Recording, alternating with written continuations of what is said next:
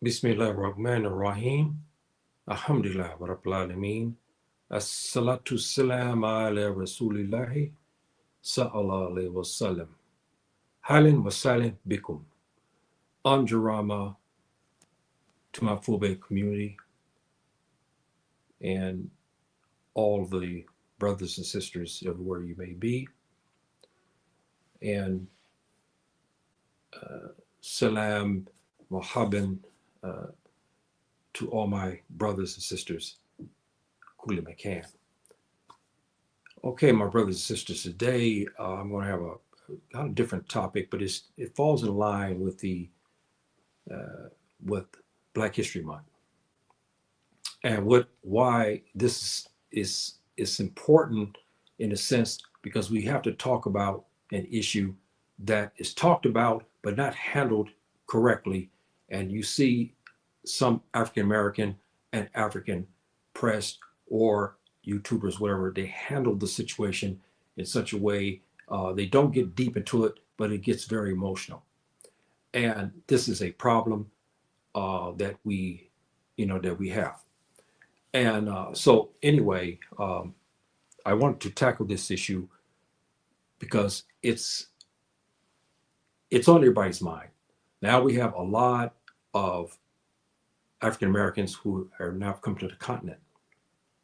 So this is an important issue for them. And then we have a lot of Africans who left the continent to go into the Americas. See, so we have that dynamic also. And I'll pose a lot of questions and I want some input. But I'm particularly looking for the sisters today because there's some issues that we're not women. I'm a man. So the sisters can answer this better than we can. And I would like to see these sisters come in and, weigh in on this topic. I was trying to get this one sister, I always tease her, call her Fulani, because to me she's Fulani. And but it's kind of difficult for me to get her. She's on YouTube, but she's very, very intelligent, and she has a very nice platform and whatnot. She's not Muslima, but she gives a lot of issues and talks about a lot of issues about African Americans. And I like her commentary. She's very intelligent, and she doesn't,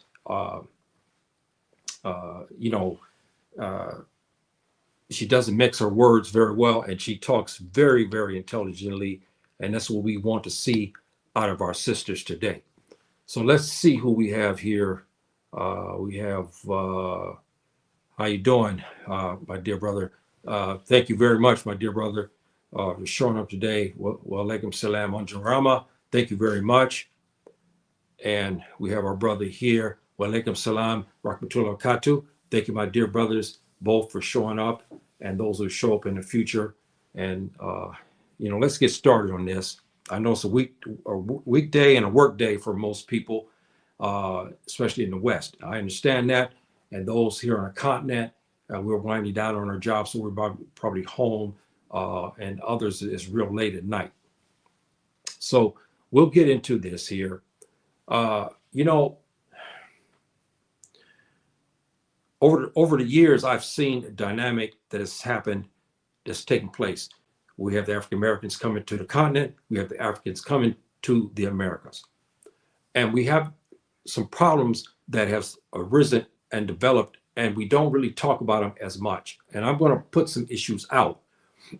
And I want your input on this as well. And of course, we must be respectful and so forth and so on. We do not want to disrespect anybody and whatnot. This is not what we here to do, to disrespect one another and so forth and so on. So let's look at this.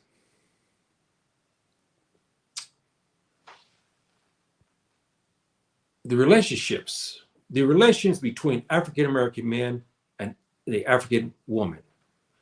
Why I brought this issue up is important. The relations between African men and African American women in America and on the continent. This is part of what I'm going to tie in.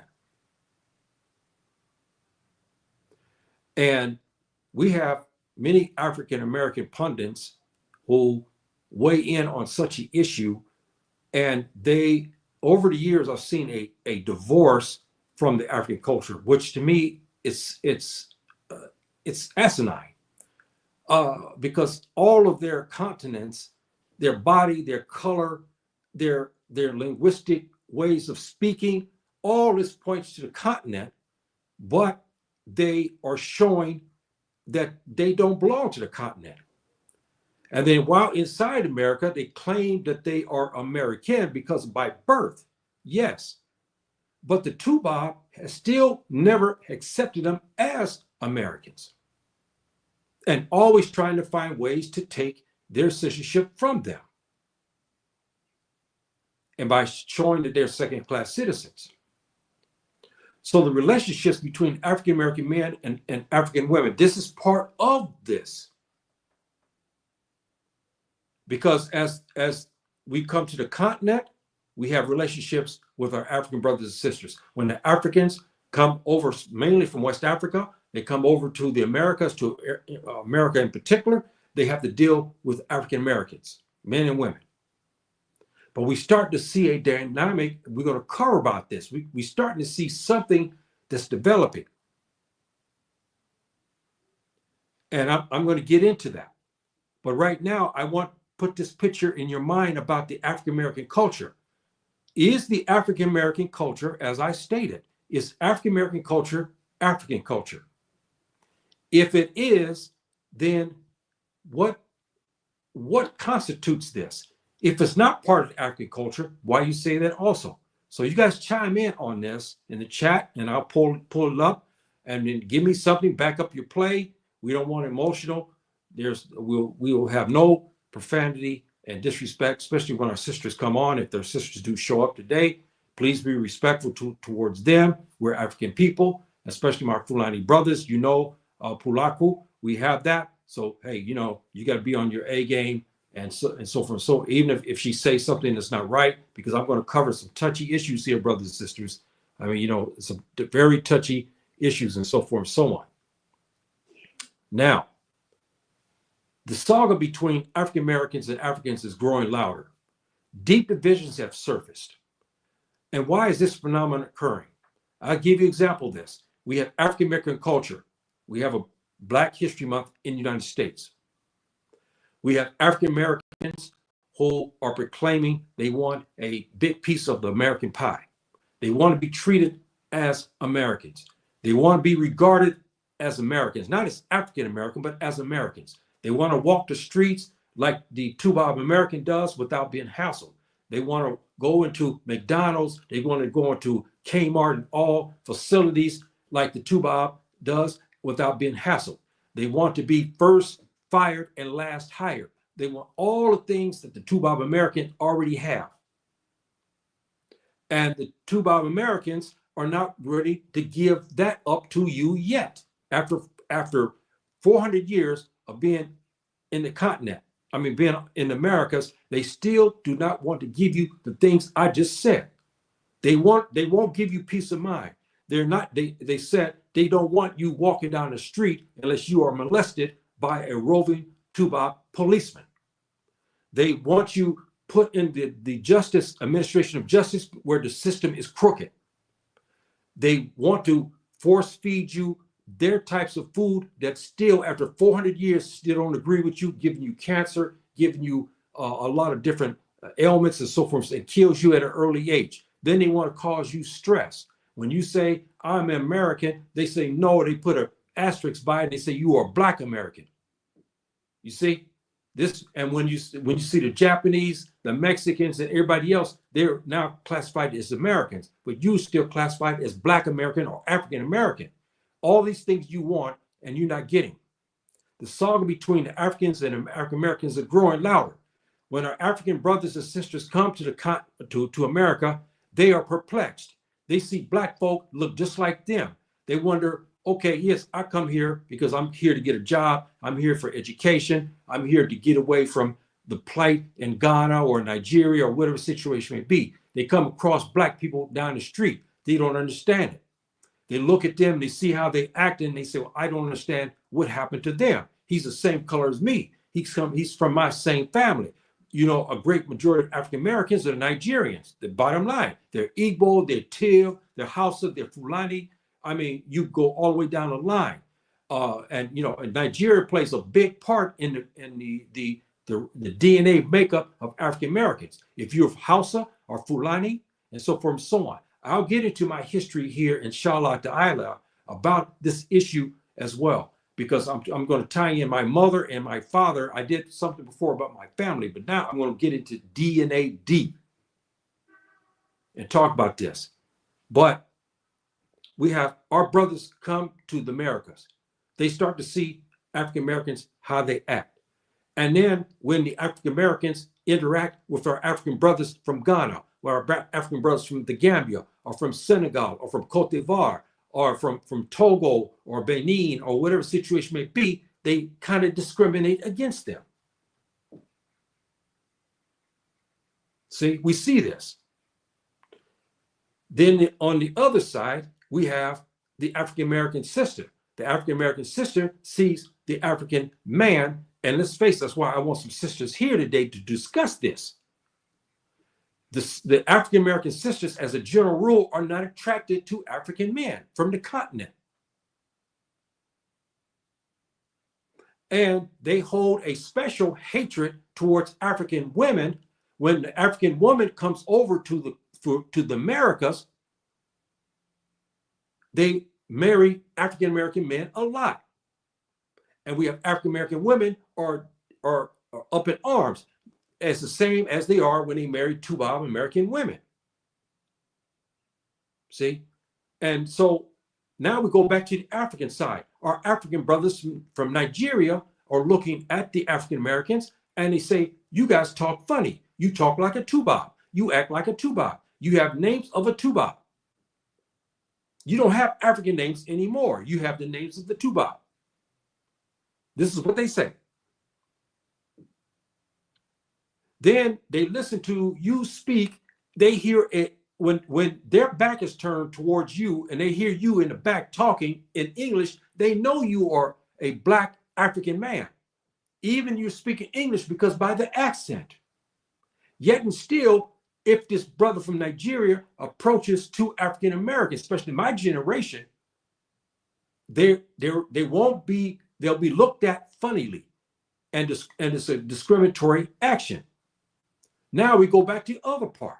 We see African Americans in America when they see the Nigerian brother come, the Ghanaian brother, the Gambian brother, the brother from Senegambia region, the brother from Mali, or from the Sahel, or from the corridors, or whatever situation may be. They see them. And then they wonder why they don't hang around with the African Americans, okay? See, so we have that saga. And that's why I'm talking straight about this, because I have nothing hold me down. I'm going to talk, and I'm going to tell you as an elder what I see. I'm 70 years old. I've seen a lot, and I've seen a lot of stuff in the United States. I was there 50 years. I've seen a lot of these dynamics. So that's why I want you guys to chime in today, if you guys can, on this topic. Now, the African American culture, we have layers of it. Same as African culture. There's not one African culture, but we have a generalization about Africa, as we know that our African brothers and sisters are very polite, and they're very, very forgiving and very loving. And they have hospitality that no one else can equal. We have African Americans that have the same thing, but because of the economic situation, they can't show their generosity as much because they have to put food on the table. They only got a few dollars in their hand. They got a wife and they got 2 or 3 children. So they have to put money, they have to put their money at the table, so to speak, to feed their family. So they can't be generous too much. See, we see this. And so on the African continent, generally speaking as well, we have mild-mannered sisters. And we have respect for the elders here on this continent. In the Americas, the African American has lost that. My generation, we still had it. Now the generation behind me, like my children and my grandchildren behind me, they have no respect for an old black man or old black woman. They got names for them. They are disrespectful a lot of times to them. They look at them as though they're from Mars, as though we were never young before, and they look at us in a different way. They disrespect us in many ways. We don't have that on this continent. I don't care if you in Morocco. I don't care if you in Egypt. I don't care if you go to among the Zulus and Azania, which is, they call South Africa. You see the same respect and love and reverence for the elders. That's gone with the African Americans inside the United States. Our Nigerian brothers, our Ghanaian brothers, our Togolese brothers, our Gambian brothers, the brothers from the Sahel, from the Savannah, from the Western Corridor, they see this and they say, hey man, what's happening with these brothers? They're black just like me. I know, I can tell this brother here, he looked like my cousin back home in Kano, there in northern Nigeria. What's up with him disrespecting his father? What's up with him disrespecting an old man who was walking down the street? See? And they look at our sisters and say, hey, sister, hey, what's happening with you? I see you see this old woman over here. Why you call her this name? Why you treat her this way? Why you call her the B word? See, so we have all of these dynamics pulling up.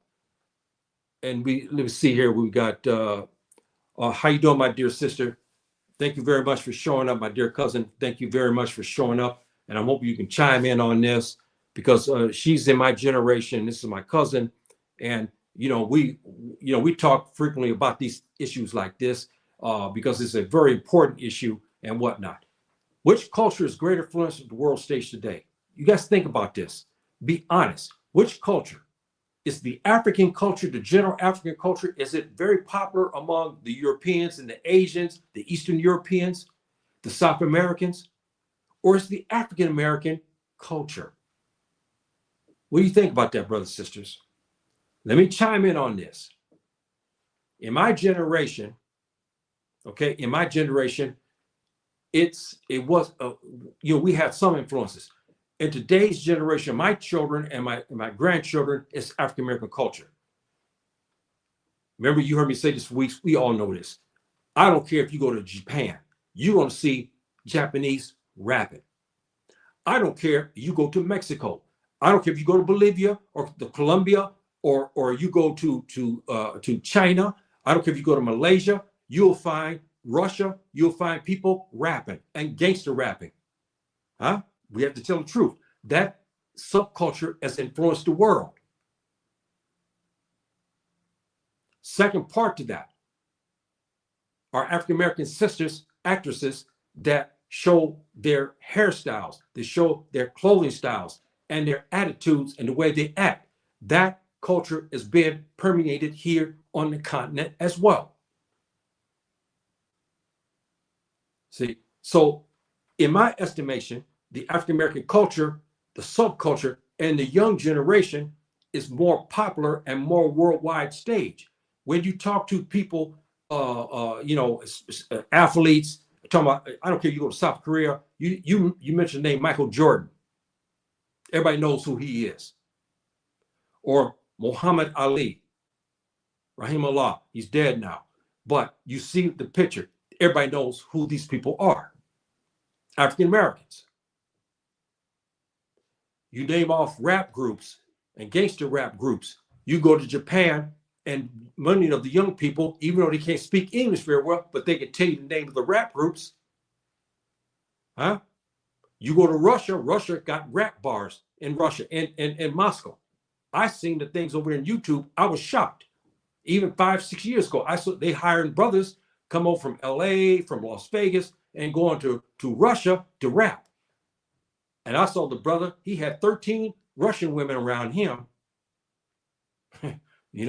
So we know that brother's gonna be busy. So we have that. The African culture, and especially our Nigerian brothers, are starting to make way in China. As the Chinese begin to see our Nigerian brothers, their business expertise. They're making a headway also as far as influential culture. But when you talk to a Chinese and you ask the Chinese, or you ask a person from Thailand, you ask a question, you said you have a brother from Nigeria, you got a brother from LA. You ask them the question, Who will they discriminate against? Yes, both they may not like, but they'll tell you, I prefer to deal with the African American because in their regard, they consider you as American. This is what is funny.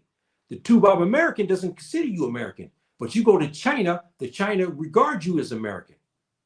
And he's going to give you a little higher status and ability to walk around and do things and so forth and so on versus a brother from Nigeria.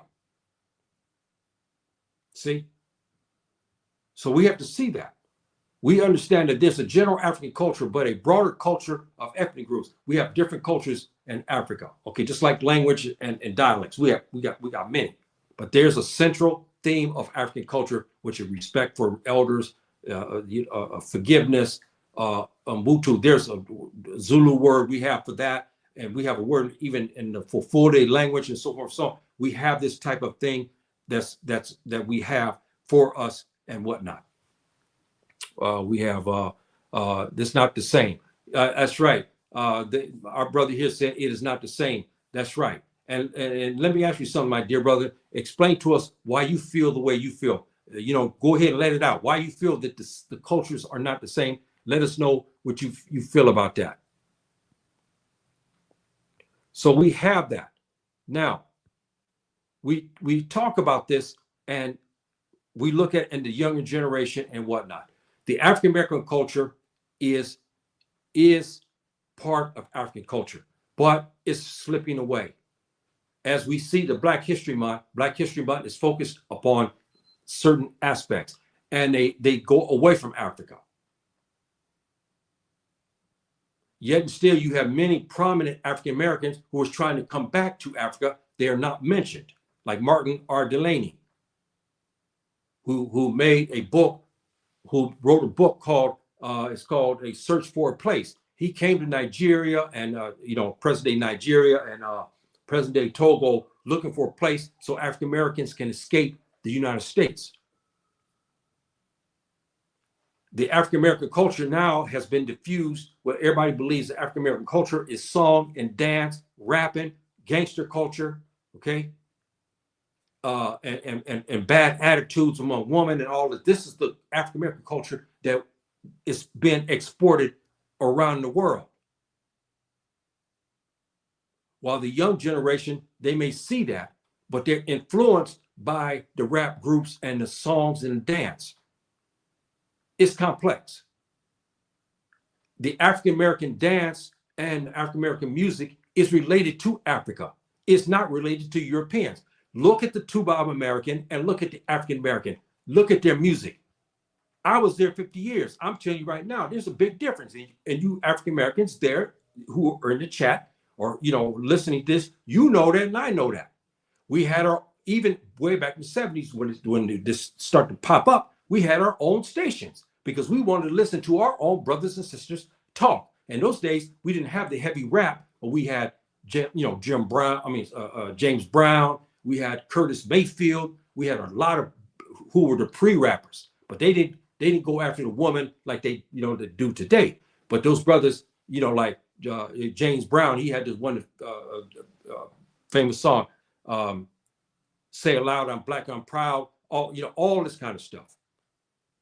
See, so the culture, we have very similarities, and you African American, as much as you may try to get away from it, you are African by your speech, your body build, your color, your hair texture, the way you accept things, the way you pronounce things, the way you look at things is still an African perspective. You're not American. You were born there, yes.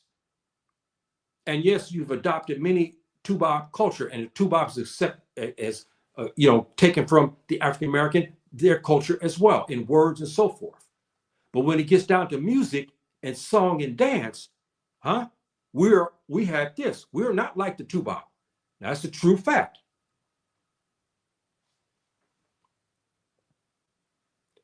The divide is greater between between our youth. And what I mean by that, our youth, we have a conflict. Our youth have nothing to do a lot with African American culture. To them, it's sports, entertainment, and so forth and so on. This is the culture to them. They've lost going into the kitchen to help moms fix food or do something, helping moms at the in the kitchen. That's gone. Or when grandpa or grandma come over to the house, they don't cuddle to them and give them respect. They say, hey, how you doing, grandpa, and and grandma, and it's like like they're past their time now, so they don't need to be regarded.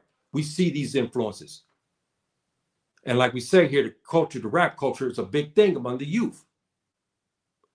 And that's influencing even our young brothers and sisters in West Africa, as we know. See, so we have that. And what is also prevalent, brothers and sisters, is we have facts. Our brother Malcolm had something to say about issues like this. Imam Malcolm. And he talked about this divide, but he also talked about the similarities. And which way was he leaning before his death? He was leaning more towards the African side of it.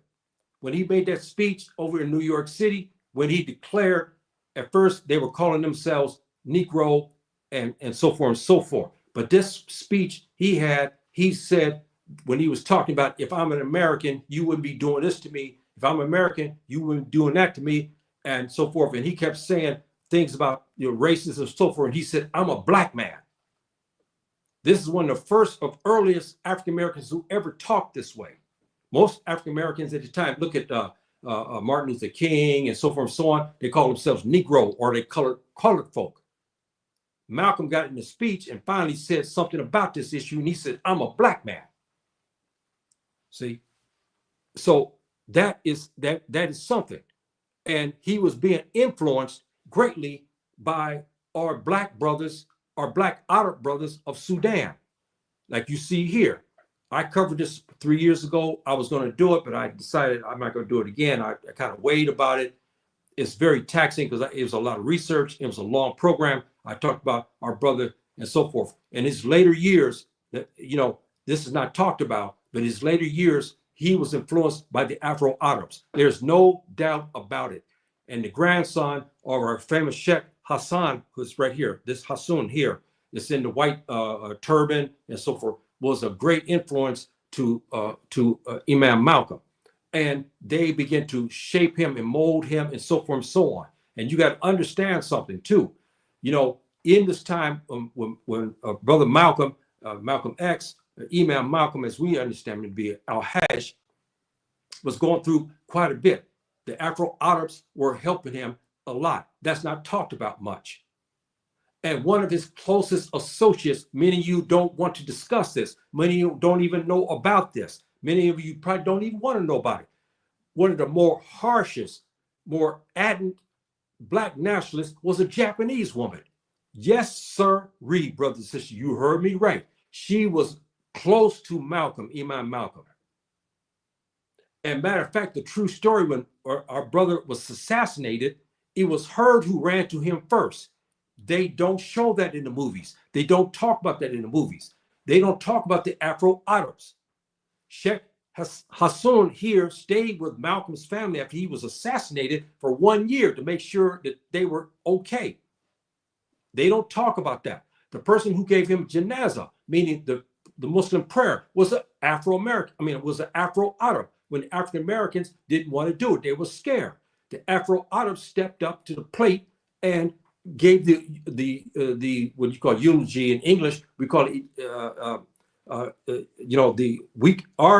our brothers, Afro American, Afro Arab brothers, stepped up to the plate and gave the janazah and so forth and so on.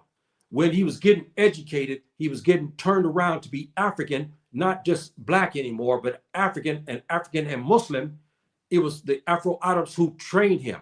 Again, brothers and sisters, we look at this culture again, the influence of the culture and so forth and so on. See, and whatnot. When he came to Egypt, Egypt trained Imam Malcolm, and within 1 year's time, he got ijazah, is what we call this. He gave him the paperwork saying that for Islamic jurisprudence, he was now called Imam. He was now able to teach Islam in the United States. This is, again, brothers, part of the African American culture that is not talked about. And it has something to do with Africa. When Imam Malcolm came to Africa, he came to Morocco, he was treated like a king. He went to Ben Bella of Algeria. Algeria treated him like a king. He made a couple of visits to Saudi Arabia. And Saudi Arabia, King Faisal, who was assassinated, loved Malcolm. And he took Malcolm under his wing. He was Afro Arab. Those who helped him and assisted him were black Afro Arabs in Saudi Arabia. They in turn turned him on to the Sudanese Afro Arabs, very black skinned. And Malcolm was being trained all the way around. That is part of the African American culture that over there in the United States, they don't talk about. See, and I talked about this in length. It's very, very interesting what happened and so forth. When Malcolm X decided he had enough, he opened up his own, we call it in the Arabic language, Jamaat. It means it's a Islamic group and stuff like that. He was in hopes of coming back to Africa. It's been said and it was written down that the old AOU, the old AU, the Organized African States, no, OAS, I can't remember now, but they wanted him to be president. Now, can you think of that? An African American was slotted to be the president of all of the African states in their group. What you call it, AU today? They wanted him to come back to be the president. It didn't stop there. When they had the Third World Conference in Indonesia, who was a special guest under Suharto, who's dead now in Indonesia? It was Imam Malcolm. See, so again, brothers and sisters, that culture did influence, but Imam Malcolm was not quote unquote African American. Yes, he was born there, but he was more now Muslim and he was more African because he was being shaped by Africans.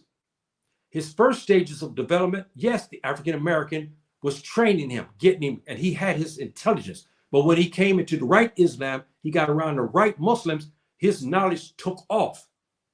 I mean, just took off.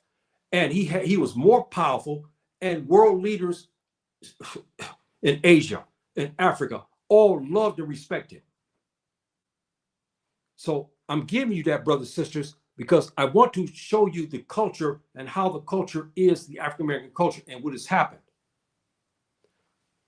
Now, when we see our sisters here, what's important here is you see African American sisters that look just like her in the United States. She's Fulani. You see sisters that look like this in the United States. No difference, except in language and a quote unquote culture. See? So my point, brothers and sisters, to you is to say that we have a joint culture. But as the African Americans start to break away from the African brothers, and our African brothers are breaking away from them, what is the galvanizing factor? Islam. As it was in 7-11. Islam, not Christianity. Christianity is not bringing the African American and the African brothers on the continent together. It's Islam. Islam is bringing the cultures back together. See, when the African American Muslim comes, he's already adapted because we have a similar culture as far as Islam. Yes, he may be Igbo and he's a Muslim, but he has some cultural traits that's different. But they have the Islamic culture that is permeating. See, but we have something that's happening, brothers and sisters. And I'm gonna get deeper into this. After 400 years, why have the African American linguistics differed so greatly from Tupac culture? Now, after 400 years, brothers and sisters, you think African Americans will be talking like white Americans, two-Bob Americans. They still don't. Even though, as you heard me say, we have a Nigerian brother standing line, getting ready to watch some theater, okay? He's standing in line in front of two African Americans. And there's two Bob in between them. He's listening to two Bob talk. Suddenly he hears two brothers talk. He know automatically these are African Americans by their linguistics. Okay, he listens. His ear is trained. He knows the African. He turns around and he watches. He knows there's two African Americans there. That's an indication there that yes, you were born in America, but your linguistics and we hear it's like African. It's like an African dialect. I told you about my dad. I used to when I was a little kid, I used to laugh at my dad. I hear my dad pronouncing things like Chicago. He'd say Chicago. Okay, see, because again, African dialect. Okay, and I remember many times I hear Daddy when he would talk. I hear my father say something. He would talk about the door. The door is the way he pronounced it. You say do. Okay, we know do in the Arabic language is the light. Okay, we know. Okay, it's light, but we say do. Okay, and so we talk very fast, much faster than the two-Bob American.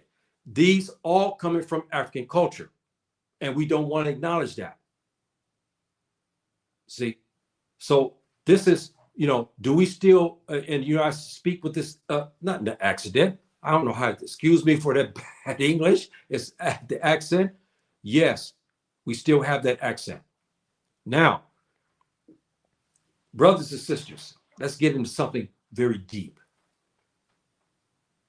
I started off with this. Now you had time to think about that. The relationship between African American men and African women is skyrocketing. It's skyrocketing. We are seeing African American men travel to Africa and have his way of the sisters he wants to marry. We have African American women who are attracted to African American men deeply.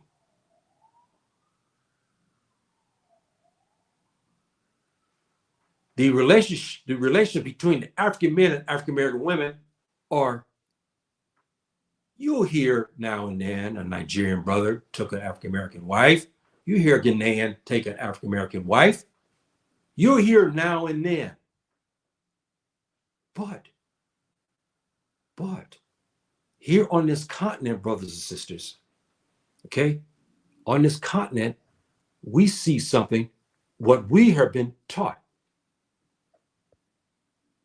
See, this is what we are being taught about the Black woman. That's why I want the sisters today in the chat to talk. This is what we see, and this is what we hear. The African brother, whether sitting in the corridor, where he's sitting in Kano, or he's sitting in Abuja, or he's sitting in Accra, or he's sitting in the Gambia, this is what we're being taught about the African American woman. We see this. We see this in movies, commercials. We see this. We see African women who don't have no pulaku at all. This is what was being exported here to the continent. Angry, mannish, hateful African American women. This is what we've been shown. So the African man is already being preconditioned to hate them. So even when they come over to the continent, they ignore them. When the African brother goes into the Americas, he ignores them. Because he's already been trained by the media that this is what you will get. See? And we see this.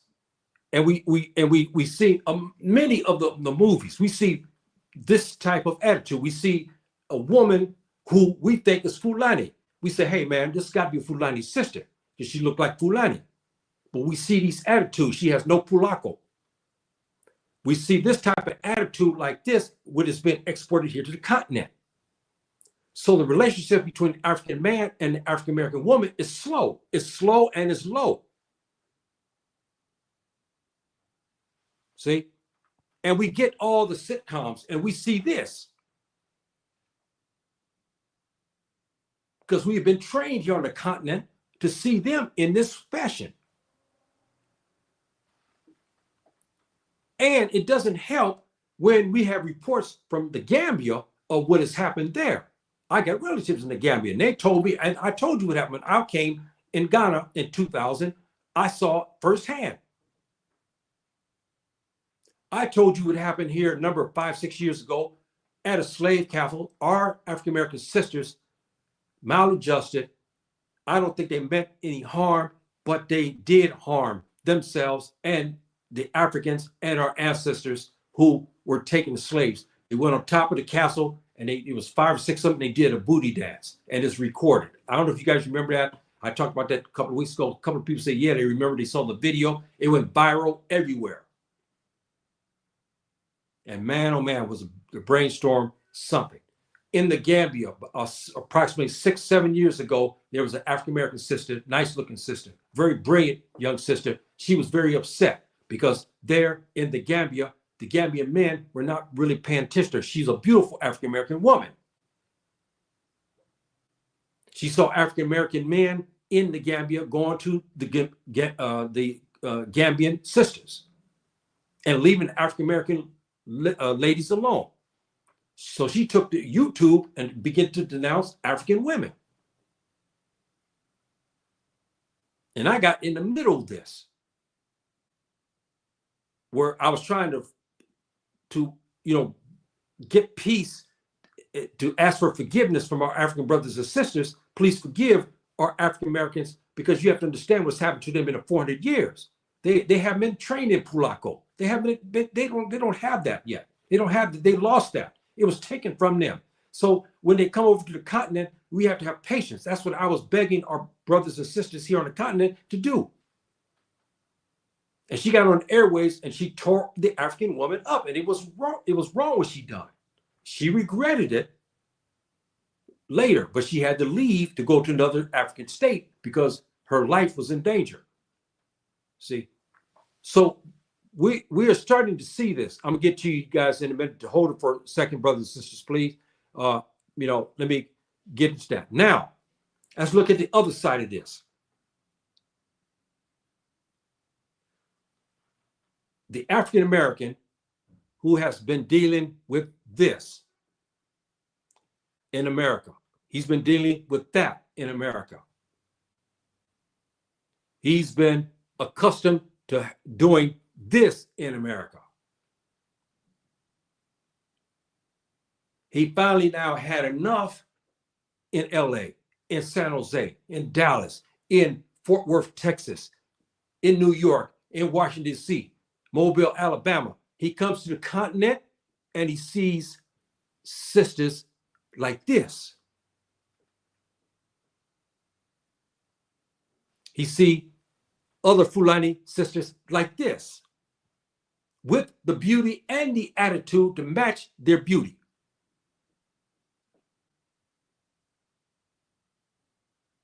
So he sees the African woman. She's in a different light. Then he remembers the sassiness of African American women back in the Americas.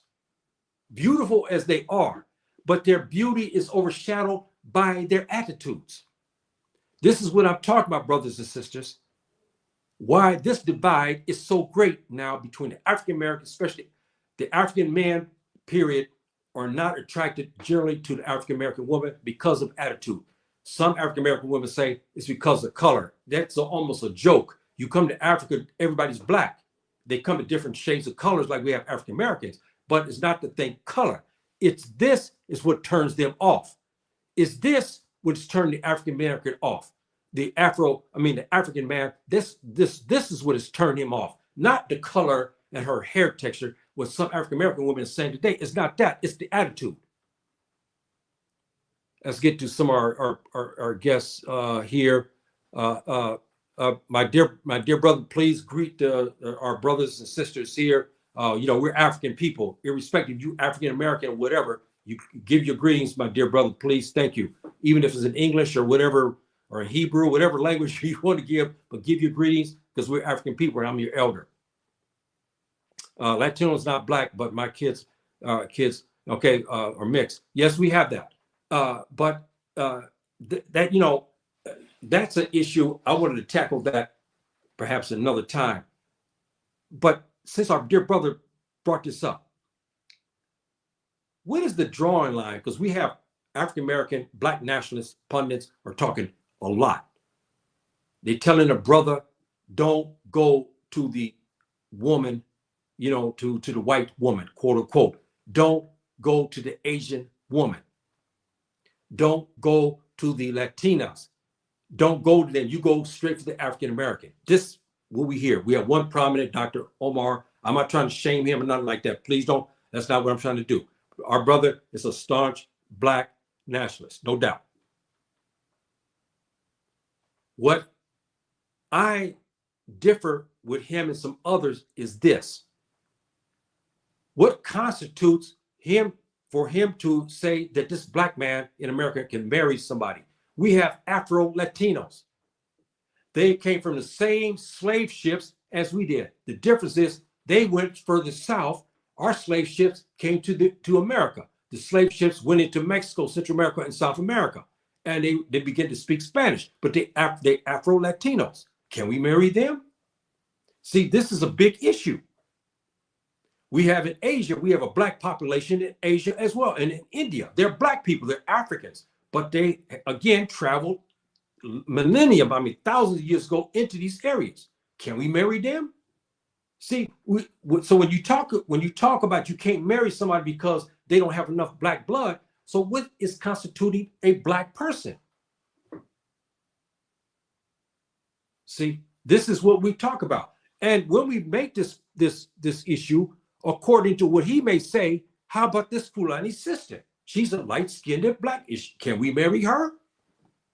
See, this is a big issue, brothers and sisters, or we're only able to marry her. This is why it's idiotic to talk about such crazy things, because we have Afro Latinos, we have Afro Arabs, they all have African heritage. My teacher in Ghana told me, he said, it's not the hair texture. I told you what he said. It's not the facial features. He said it's by their parts.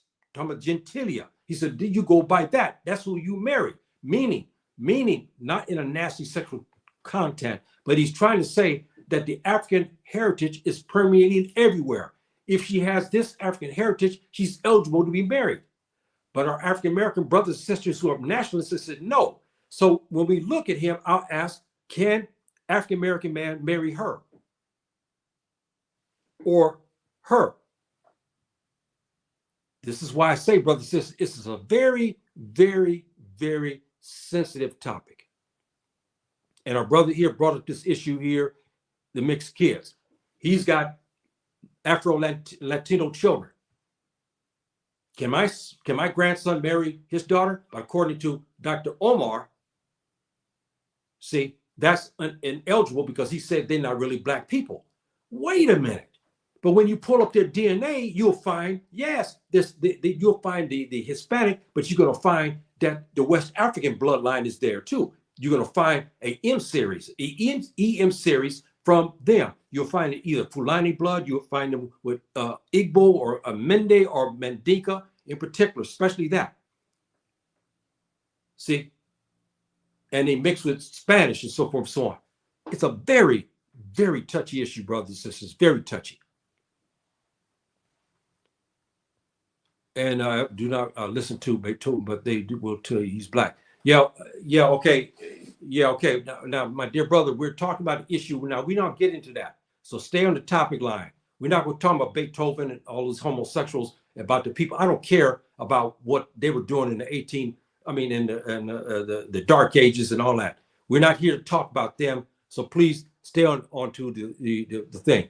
We'll read Greek philosophy, but we'll tell you they're black. Yes, now you're right on target. Our brother hit it on the head. Why is it the African American will focus on French culture? He'll focus on the Irish culture. He'll focus on Spanish culture and on Russian culture and so forth and so on. But he won't touch Swahili. He won't touch the Ashanti people. He won't touch the brothers and the empires we had in the Gambia and the Senegambia region. They won't touch that. This is why that's why the Africans, when they come to the Americas, they're confused. They say, "What the hell are you doing? You look just like me. I may be a little bit darker than you, but your hair is kinky as mine, and you got the same grandmother and grandfather like I do. What the hell are you concentrating on the Russian culture for when you should be learning Igbo or you should be learning Fulani or Hausa?" See, this is what we're getting at. African women are beautiful, yes, but we have African American women too are very beautiful. See, we have that, but what makes them ugly, brothers and sisters, is the attitude. Our African brothers, yes, they see beautiful African American women because they see their sisters back home in them, but they don't like their attitudes. This is why they're not attracted to them. But in general speaking too, brothers and sisters, but we have to be honest about something, don't we? The African American women generally are not attracted to African men. I don't know if my cousin is still here or not. Bina, I don't know if she's still here. I want her to chime in on that. Because what I understand, the African American women are not really attracted to African men. I heard a lot of reasons behind that. See, and that's a very, very, very interesting aspect. Okay, how you doing, my dear brother? Thank you for showing up. Anjarama to you, my dear brother. Thank you for showing up today. And he's giving his greetings to everybody. Thank you very much. We should learn and appreciate our culture, find out about our ancestors, then learn Hausa, Bambara. Yes, you're right. We should do this. You have to go step by step. As you heard me say many times, the African American, he gets awoke. He gets awakened to now that he knows what he is. He knows he's an African man. Okay, he knows that. He knows he's an African man now. Suddenly he jumps into the real complex issues of Egypt, Kemet. See, we always have this problem, but he should tackle the elementary things to understand why he's a black man, not jump into the complexities of ancient Kemet. See, and this is what we have to find out and get deep down into the aspect of what is it constitute you to be African. Some, yes, yes, and our brother said it right. You heard me say this many times. The African American history and culture doesn't elevate, I think, African history. This is what I believe. I believe it downcasts it today. I feel this by seeing what I've been seeing over the years. They're starting to break further or further away from the continent. And this divide between the African American and the African is great. And it doesn't help when the African American comes over into the Gambia and you see all the problems, brothers and sisters. I got relatives there. The problems that the African Americans are causing in the Gambia and even in Ghana is not right. We have now surface reports, brothers getting on the YouTube talking about in Sierra Leone. Sierra Leone was giving African Americans, you heard me talk about this a couple of weeks ago, African Americans, but mainly riffraff, giving them citizenship. And many of them didn't want to associate with any of the Sierra Leone people. They came in there, they wanted to go have a good time, take a little bit of, some liquor, eat a little bit of dasheen and so forth, and then come back to LA. And the Sierra Leone government is pissed off. But I said they're at fault too. Because why?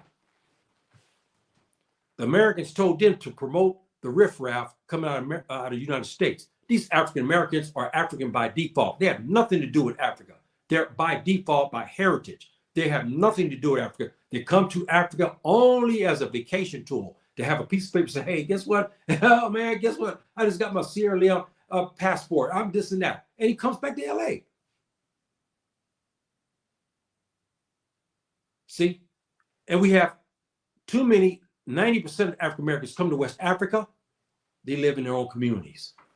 It's the fault of the governments, because people like me, they say, no, we won't let you come in. Your American government said you are a terrorist. Your American government said you are a malcontent. You are a militant. You are a criminal. So we don't want to see this kind coming to West Africa. This is what they tell the African government. But then they let the riffraff that they know, like the sister who talked against the Africans and all these other riffraff, come into the country, acting up. We got whoredom from African American sisters who come over and slinging their things all over the place. Okay, we have all of that. We have brothers who are slinging their things all over the place with African women. We have all this riffraff. It's their fault because they listen to the Americans. The Americans told them, we want you to let these people in, but keep the people like Yahya out. So you are at fault of that. See? So you can't come back when you can't. So I don't know why it's like this. Well, hey, man, look, the people like me are already adjusted. I speak Arabic.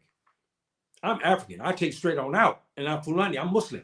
I take straight out. I'm even speaking and learning even the Fulfulde Dale because that's my heritage.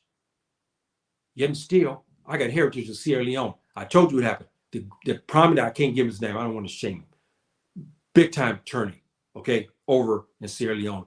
And he gave me the full scoop. He was so sad. He said, brother, I'm sorry. He said, they just cannot accept people like you. I said, whoa, I'm an African man. I got Fulani and I got Mende heritage here. They don't care. They want another type of African American to come. This is what I'm talking about. See, so we have that. Cable TV has a lot to run. Okay, I don't know what you mean by that, my dear brother. Please give me a clarification on that, what you're talking about there, because I don't understand what you mean. Because of the lack of knowledge and information, there's a division between the African Americans in America, and we are to unite. Yes, we in time it will. The dividing factor, again, of the unification of the black folk is not quote unquote Eurocentric Christianity. That's dying out, even on this continent. It's Islam. Islam is bringing that culture together. And I'm telling you now, as an African American man, you come to the continent, I don't care if you come here to Morocco, the sisters here will go for you. I don't care if you go into Egypt, the beautiful sisters there will come for you. You go to Kenya, Tanzania, Uganda, you go to across West Africa, to the Sahel and the Savannah, you have no problem, brother, finding a wife here on this continent. You want to go to South Africa, to Tanzania, you will find her. You want to go to Zimbabwe, you will find her. If you want to go to Mozambique, you don't have to be searching for 6-7 years. You'll find her quickly. See, and again, I have to put this out. You're not going to really find, this is a rarity. This is a rarity on this continent. See, this is a rarity, brothers and sisters. Okay, this is a rarity. This is not a staple that is being promoted. This is rare. And when we have African women act like this, we spank them. See, we spank them because we know African culture, I don't care where it's at, is not this. The brother comes over to the continent, he sees these beautiful Fulani sisters, mild-mannered, beautiful on the outside, beautiful on the inside. That's why when he see the African, that's why the girl, I can't think of her name now, who came to Gap, she was so angry with the African American men and the African women. She tore us up both. But she came back a year later and she made a big apology. She apologized to African women on the continent, and she apologized for African Americans because she said herself, she said, I destroyed many African American men who wanted me for marriage. I destroyed them. She cried on YouTube. People who know about that case in the Gambia, where she caused a big storm here in Africa about her attitudes and what she said. And she caused a big problem. But again, brothers and sisters, this is a thing which attracts the African American man. The African American, our African sisters look like this and look like this will marry the African American man. They will see, and that this is a situation. And when we have like on the continent here like this, now we have like say this sister here. Now we have African American sisters who have adjusted. And you can't tell the difference between them and a Nigerian sister, huh? You guys see this now. I want you guys looking at this, okay? And they're marrying African men because the African men see the African in them. So not all the sisters are bad. I'm not trying to say that because you have African American sister here that adapted to African culture. She left that crap back there in the United States. She's no longer like that. She's this way now. And the brothers, you know, when they see that, they go for her. Bottom line, okay?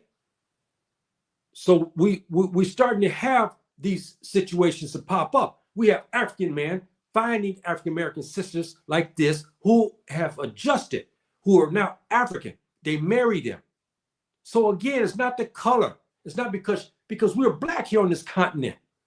It's not her color. We want black women, but we don't want the attitude. We want you coming here to be African.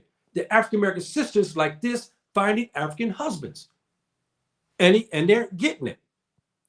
So this is what I'm talking about, brothers and sisters. Okay, and you know, like we have a situation here. We have this kind of case, and again, we have African American sisters that come to the continent. We don't know. We look at them and say, we try to figure out, oh, she Fulani, she Hausa, she Kanuri, what is she? You know, she's African American, but she's now look African.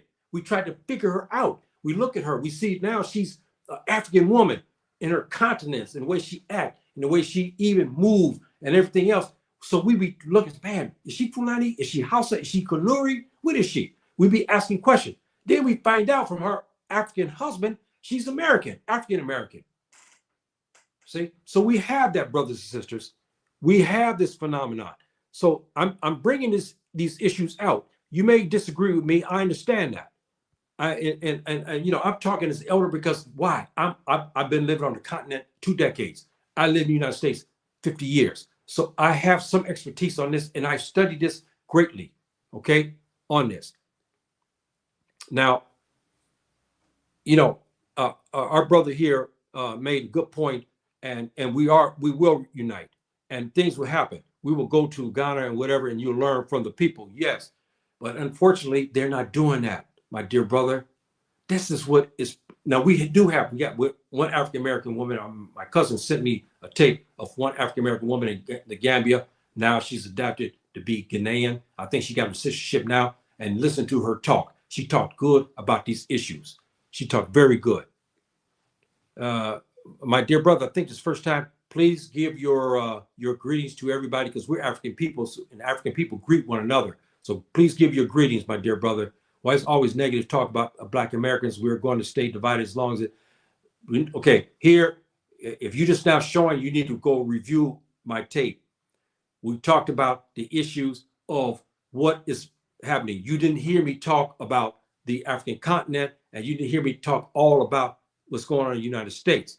The negative talk is because what has been exported, my dear brother, here on this continent, what has been exported here, what we see when people come to the continent. See, and as I said before, we're getting too much of, I'll show you what we get here. This is what we're starting to get. We start to see these sisters here. Look, go read what's going on and find out what's going on in the Gambia. Why they're throwing these girls out. This is what we see. So what are you talking about, my dear brother? We see this. They don't leave that back in LA. They brought it over here to the Gambia. They brought it here in Ghana and Nigeria. They bring it to Morocco. This is what is they're coming here with the same attitudes as they did over there. They came to the slave castles and did the booty dance on the backs of our ancestors who were taken as slaves. This is what we see. That's why the negative contact. That's why I was talking about that. But on the same token, you heard me say, when our African American sisters have adjusted and they are African, They marry African men.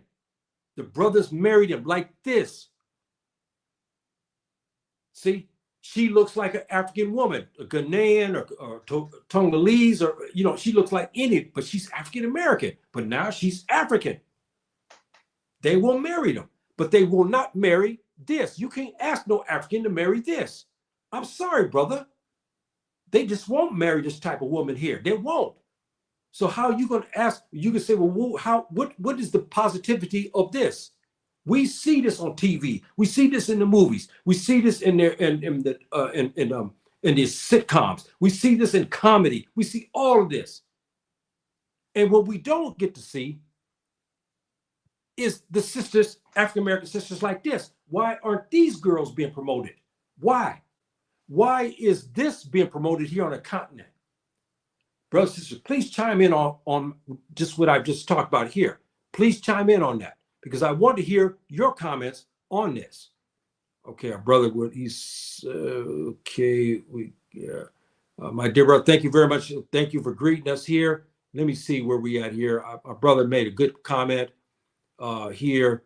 Talking. Okay, yeah, and we discussed that. Now you understand why this is the possibility. Now, my dear brother, if you hear me talk about this, the African American man is having a basically easy time on the continent. They're finding the only one he has a problem with is the Tubob. The Tubob out of the embassy is going after African American men everywhere he may be. He may not see the Tubob, but the Tubob is in the background causing problems within the government, telling the government to go after African Americans.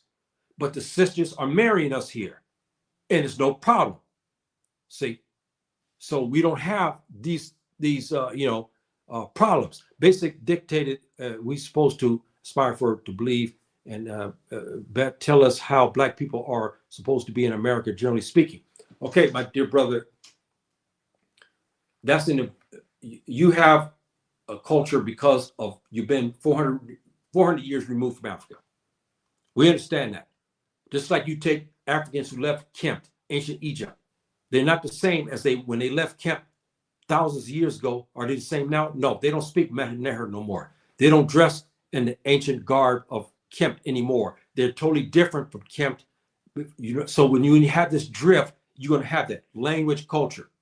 The same thing with the Jews. When the Africans, the Akan, the Ga, the Ewe, and so forth, there was Hausa. There were different African groups left Egypt. They went into Europe. They stayed in Europe for centuries. They finally came back to ancient Egypt, to Kemet. They weren't the same Africans anymore, and that's documented by documents that we have about when they came back. They began to call them Jews. I covered that issue. I won't get into that, but you understand. This Jewish term began to come up, and the original Jews were Black people who they were not Africans anymore because they were gone from Africa. That's what happened to African Americans. They've been removed 400 years. So they lost a lot of that. And this is normal. I see you Pan-Africanists, and I get it now. I'm a Muslim. And Pan-Africanism is a certain degree that you can have. But my dear brother, let me say this to you. You see me. Do I look like a Chinese man or Japanese? So why should I not promote Africa? My ancestors were born here. Who am I supposed to promote? I mean, I'm asking you this. See? So who am I supposed to promote? I'm on this continent. I'm among the people of my heritage. See, I was living in the United States, but I basically divorced myself from that because the African American culture is too fragmented. It's all over the place. Africa, I'm Fulani. It's easy. It's a direction you go and you follow that direction. African American culture is so varied. And it's now known, African American culture is known for sports, entertainment, sex, music, so forth and so on. See, so that's what we're talking about. Our brothers greeted us here already. Why do we call? Yeah, yes. Again, brother, I said it the early part. the Nigerians in particular, and the Ghanaians, they come to America. They see African Americans and they see how they act. They see African Americans don't want to be Africans. They see African Americans don't want to have nothing to do with Africans. They see African Americans trying to imitate and assimilate with the Tubab. They see this.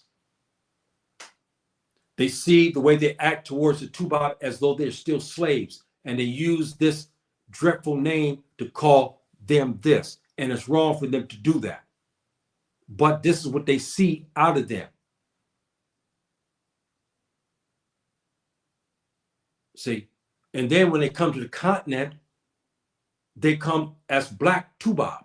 They don't come as Black Africans. They come to the continent as Black Tubab, especially our sisters. See, so we got to tell the truth here. Yes, okay, but this is a derogatory term that none of us are that. We're not cotton pickers or any of this stuff. Is derogatory and so forth and so on. We're none of that. We are Africans. Bottom line, period. Africans. See, so that's what we should recognize ourselves as. Thank you, my dear brother. Thank you very much for showing up today. I really appreciate that. And King Cam said, yeah, thank you, my dear brother. Thank you very much. And okay, I'll go back and watch. Yes, check that out, brother, please. And it's a diaspora and the war. It is sad, and we're both at fault. See, but you got to remember something. The African who leaves the continent is already preconditioned to hate the African Americans, especially the sisters. See, we see that, and then they see the African American man, and they see too many gangsters among us. They see too many drug dealers among us. They see too many robbers and so forth among us. They don't understand that. Then we have a racism of a sort of African Americans when they see the Africans. The African American sister will not marry a Black African man as a general rule. You hear under the table comments like they're too Black. You hear this. See, and they're afraid their children are going to look a certain way. I used to hear this too in my generation. I don't want to marry the guy from Nigeria. He's too Black. See, I'm talking straight facts today, and we're talking about things that's going on between the Black folk. And I'm talking to Black people today about this, and I want you to think about what your elders are saying. They allow the foods in and not the scholars. Yes, this is again part of the problem. This subculture is being promoted big time, but the people who could come in to help, they don't want that. And that's mainly the government. It's not the people in itself. My Muslim brothers everywhere, I'd be accepted. Especially if I go back to my homeland and go to Nigeria, northern Nigeria, with my Fulani brothers up there. Hey, shoot. I mean, Fulani Muslim brothers, I'm at home. But there's no way it's going to happen because since I'm not among the riffraff, I won't be able to make entry. See? Even in the Caribbean, yes, there's problems everywhere. We have Caribbean, especially in Jamaica. Because they've been living around African Americans, they've had to feel they have a tendency to go against them and so forth and so on. And we see that situation. It's not the status quo. Yes, there's a lot to this. There's a lot. Okay, my dear brother. Yeah, thank you. Thank you very much for this. Please give your greetings next time, my dear brother, to everybody in the chat. I woke up this morning to wealth and incredible information. Thank you for teaching. Hey, no, brother. Hey, everybody is welcome here and so forth and so on. Again, we got to understand word Tubab means European. Doesn't mean some of the derogatory terms that we know in the United States. We have African derogatory terms, but I don't want to use that. Tubab is actually Fulani, and it's also Mende Mendico word. You look way back in history, even some of our greatest scholars, when they talk about the Europeans, they didn't have a word for the Europeans. They only knew in their language, they called them Tubab. That was just, this is what they call a white man. See, so please don't misunderstand that, as you heard me say. Or there may be several factors that contribute to African American attitude that have picked. Yes, we understand that. And also, there's scientists have said there's a gene that is developed because of all of the 200 years of being raped and pillaged over by Tubab slave owners. And a fear factor, a gene has developed, a stress gene has developed that's been carried on by our sisters. And these scientists found this about 10 years ago. That makes them this way. Also, the dynamics are because of what's happened to the government. The government is after the African American man. So they kill them, they put them in jail, they disenfranchise them. So our sisters are left, when a black woman, a black man go for the job, the black man doesn't get the job, the sister gets the job. What has happened is they empowered the black woman. She now comes into the home. She now talks against her black, African American husband, and she's now running a household. Anytime, as my dad said, my dad used to tell me many times. I used to hear my mom echo that. My dad says, when the time comes when the woman begins to run your household, the culture will go down and the race will go down. She's the caretaker of our race. Yes, in the context of the home where the father is the head of the house and the woman is the advisor and she's the caretaker of the family, not when she's the breadwinner and she's giving the orders. That's not the way it's supposed to be. And no other household is like that except the black household. Somebody dispute that. You see that in the Japanese man's home? No. The Mexican? No. You see that in the Italians? No. You see this in the Cubanos? No. You don't see that type of culture. You don't see where the woman is both man and woman, and her husband's on it, and she's berating him. Okay, as a general rule. So, but us, because the black men have been disenfranchised, our sisters had to come up. This is why we have these problems, and it's a shame, but that's something. The reason why because the Tubab want Africans to become, yeah, that's right. And this is, and what avenue has the Tubab infrastructure done to the black man? The only avenue they allowed them to have freedom in is crime.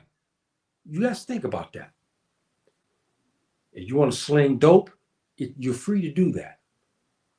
You want to be a gangster, you could go in that. You want to be a narco trafficker, that avenue is open for you. If you want to be a hijacker or hijacking cars, you want to be a home invader, all the criminal activities open up for you. Is the Fortune 500 companies open to you? No. Is the other avenues basically open to you? No. Menial jobs, sweeping, cleaning toilets, cleaning the floor at McDonald's is still available to you. Low-paying jobs is still available to you. This is by design.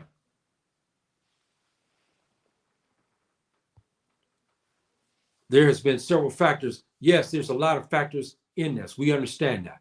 And we understand that. But you cannot ask something. Yes, I'm Fulani. Yes, I am. I'm Mipulo. And the for 40 dialect, we say Mipulo means I'm Fulani. Yes, I'm that. I don't know how we can rectify this. When the African American comes over to the continent, and our sisters in particular, because you got a bad rep. I told you what happened here 3 years ago. The NAIR, N-A-I-R, is a magazine, prominent big time magazine in Nigeria. They had an article. I have it somewhere saved up. And I did this class, I talked about this. They told the Nigerian men, don't marry African American women. And they gave a whole slew of reasons why. This is what I'm talking about. We got to do something to alleviate this problem. all over the place indeed. Yes, yes. Thank you very much, my dear brother. Yes, and I want this. I want some sister to chime in on this. It's a colonial mindset. Yes, it's a colonial mindset. It's a colonial mindset on both parties, because in some sense the Africans too, they are wrong, and then the African Americans are wrong, and we're both wrong, and we have to be brought to the table. And I told you one of the galvanizing factors is Islam. See, because Islam has a culture. The Christian doesn't, it can't fuse the two together. See, and we see this. My thoughts are that the feminist movement, removal of the father, husband from the home, single mothers becoming primary care. Yes, this makes the issue very complex. I remember, in my days, I remember something that and what's the football player, the young football player, brilliant football player, Colorado, Travis Hunter, and they were talking about, you hear all kind of things about his Afro Latina fiance. I think they married by now. I'm not sure. And all this backlash about her attitude and everything. And we had a lot of brothers and we had a lot of sisters chiming in on the situation, talking about, man, why don't you go get African American, a real African American? Why are you getting an Afro Latino, Latina, da da da da da? But he said something one day in one interview that I know that way back in the 70s. He said the African American women always called him ugly. So when they dissed him, laughed at him, called him names, this Afro Latina picked him up, even though she's got her bad attitude, okay? But she picked him up. I don't mean in a bad way, but what I mean? She went for him. We start to see African American men say the same thing, where we have many to go after them. You are nothing. You you're this and that. Suddenly, a Hispanic girl comes for them. We have white women. Eartha Kitt, before she died some years ago, talked about this issue when a white reporter asked her, "Why are you not married to an African American?" She said, "The white girls got the brothers now." She said that in an interview. When I saw the interview, I fell out of my seat laughing. He asked me, "So where's your man at?" And she ended up having to marry. She said, "Because the white girls took our men." You guys chime in on that. You think about that. Find that discussion very interesting. Eartha Kitt, she died. I don't know how many years ago she died. Not too long ago, but she said this some years back. See, and I remember in my days. I remember when the sisters would look at me and frown up and everything else. The only girls that basically kind of gravitated towards me basically were Samoans. I considered them black folk, Japanese, Filipinos, Chinese, white, and Hispanics, and Afro Latinas. But African American women, they oh man, they would laugh and everything. And but my sister, I don't know if I hope she come here, but she would tell me, she said, "Look, brother, my sister, she'd tell me, look, don't mind, this is their mechanism to see if you're going to come after them or not. But it's only common sense. If you sitting here and some woman's berating you and she's throwing salt in your face, she's giving you vinegar to drink, and you got a Afro Latina over here that's wiping your face off, and she's giving you sweet drink. She's giving you orange juice to drink, and she grabbed you gently. It's only human nature you're going to gravitate to the sister who is treating you right. How are you going to gravitate to a woman who's throwing salt in your face and making you drink vinegar? You think about that, brothers. Travis made this comment. The sister berated him, talking about how ugly he was. So we have to look at this for what it is, brothers and sisters. I mean, there's a lot of things here that we have to weigh. Yes, get our people to go back. Yes, and we still should get back. We should get back to Africa. Africa is going to be the running place in the future. When we get all of the Tubab apparatus out, and where we get the right leaders in Africa, that's why they're trying to kill off these powerful leaders. Africa is going to run. And we already know our Prophet ﷺ has already talked, and we know the Africans will be led by Islam. And we understand that. See?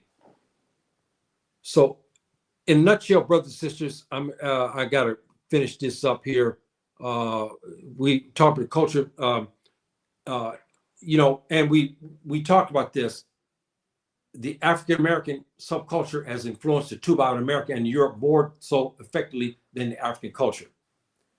The Africans are now coming back. They're going to Europe. And I tell you something that is a very interesting story. I had a brother that was talking to me about this issue when he went to France. When the lady started to talk to him, because she hated the Africans. So when she saw him, she started to talk to him. And when he said he was African American, she changed. She started to talk to him decent and properly. She said, I thought you was one of those guys from Senegal. That's what she said to him. You see?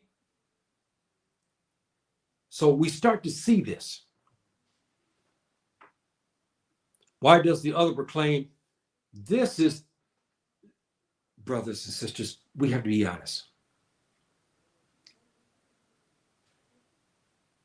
In the States, we look at the brother from the Sahel corridor, black skin. In America, they look at him as an oddity. See? Our African brothers look at the African Americans and say, you deluded. You're not really African anymore. So both have made comments against the other. One has said, I'm superior because I am African. And you are a deluded African. And you don't even act like an African. You don't even have the names of Africa. You don't even name your children after Africans. This is what they say. Oh, excuse me, brothers and sisters. Excuse me for a second here. Please bear with me. Excuse me. This is what they're saying, brothers and sisters. African Americans look at the Africans and say, man, you're much darker, and not only that, we don't like your attitude. You don't act this way, you don't act this way, you don't rap like us, you don't do like this. And so both are trying to claim superiority or the other. While both of them are the same. It's just that the drift is caused, of course, the difference. See, why do African Americans discriminate against their African brothers? Because it's a color barrier to a degree. And so when the African American man marries a woman from the corridor, or he marries a girl from Nigeria, from Kano, many times the African American sister will say, well, why the hell are you marrying them? Because they look at the color. See? But they're still upset too that they marry a white woman, a Tuba woman. They don't want to see that either. But then we have the reports where the African American sister turns around and diss and say bad things about African American men and African men. And that poll that came out 12 years ago that said the most hated woman is not the white woman, it's the African American woman, not the African woman, the African American woman. See, so her attitude has taken a beating for many generations now. How do we bridge this gap?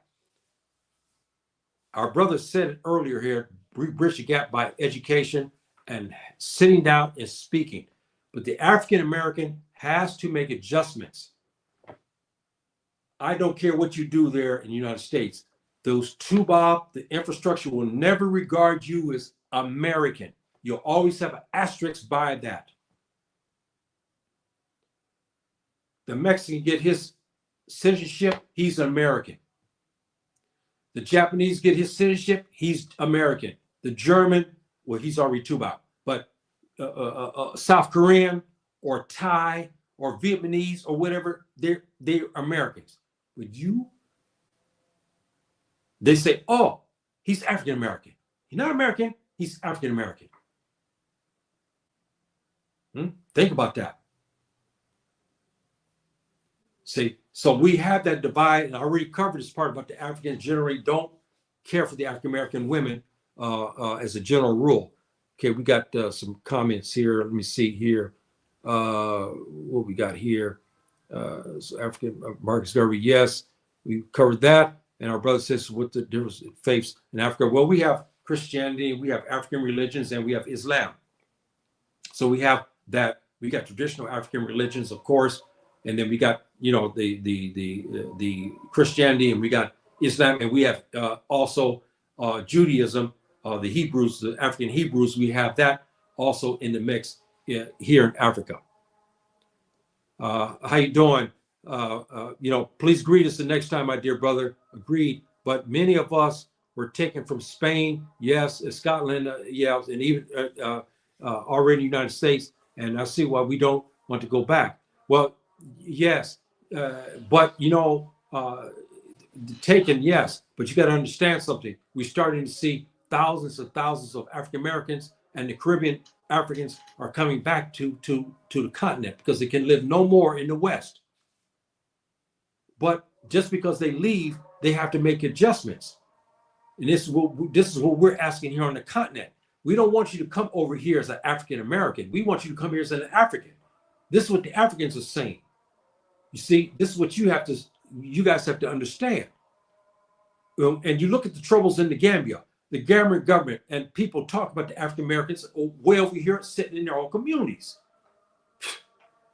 And Ghana too, and Sierra Leone is pissed. They give citizenship to riffraff African Americans, okay? And they stop me from coming in, but the riffraff, they let them come in, give them citizenship, okay?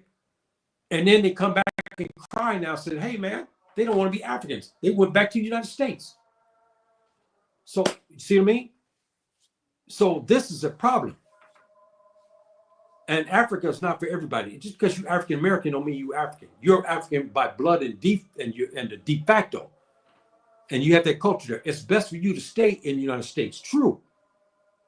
Don't come to Africa and try to bring African American subculture here and try to get the African to adapt to that. They will not. See? And this is what I was trying to explain to you, and especially our African American sisters. If you come here, they're already gonna have a predisposition on you as because they're gonna think that you're no good because what has been promoted, because we see the sitcoms, the movies, and all the other stuff that's happening, things on YouTube. We see this. We get the negative views of the African American woman. We don't get to see the beautiful African American women who've come to the continent who have adjusted. We don't see that. See, that's not being promoted. The same way as for citizenship, we get riffraff is given citizenship, but those deserving Africans who come here and want to be around African people, learn African dialects and stuff, they say no to that. See. Okay. Yes. Just some. Yes, we're indeed in Spain, Scotland. Yes. Yes. We know that, and we know the slave master came from Western Europe. And we understand that and whatnot. We understand that. And we have to go beyond the color and the character. And we're tired of fighting the world and that at home too. Yes, we're in a situation where nobody likes us, African or African American. Okay, come on now. Let's be honest here. Let's be honest here. Nobody likes us. Now, the young generation now, the young punks, now we see a lot of interracial mixing, mating going on. I see that, what's they call it, which I got a big kick out of paternity court. United States, I see all kind of brothers with all kind of different nationalities now having DNA problems because their lady allegedly went out on them and got pregnant by another black man or whatever the situation may be. But as a general rule, we're hated everywhere. See? Judaism. Yes, sir. That's right. See, so we have this, brothers and sisters, in a nutshell.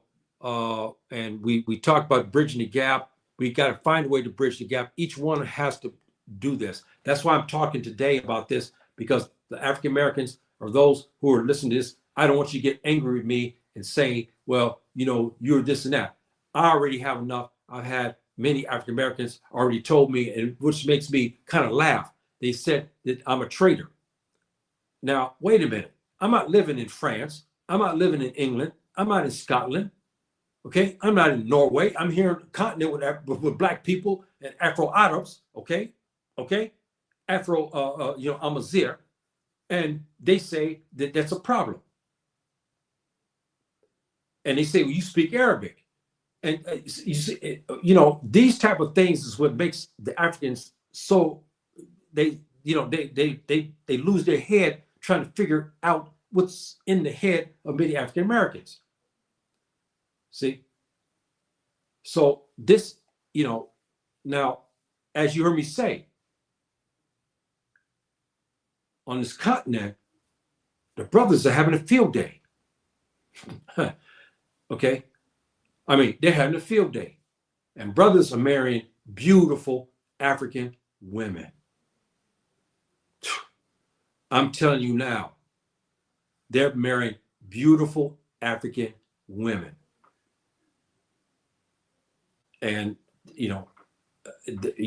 I don't know what you guys think about that, but this is the case. And we talked about the negativity that's been casted around the African American woman. But here's the funny thing. But her hairstyles, dress, and genre has greatly influenced African women. You think about this, especially the younger culture today. They copy the hairstyles of the African American woman. They dress and mannerisms, and so especially the hairstyles, they copy a lot of the African American woman. We see this on the continent a lot, especially the non-Muslim women. We see this. You see them mimicking Beyonce, the other African American sisters. See, we see this. So the African American woman does have an influence, because especially in West Africa, you have a lot of young West African women. They see their favorite African American actresses and so forth, and they begin to emulate their hairstyles and their attitudes and so forth and so on. So we see that influence. We have to be honest there, and that's true.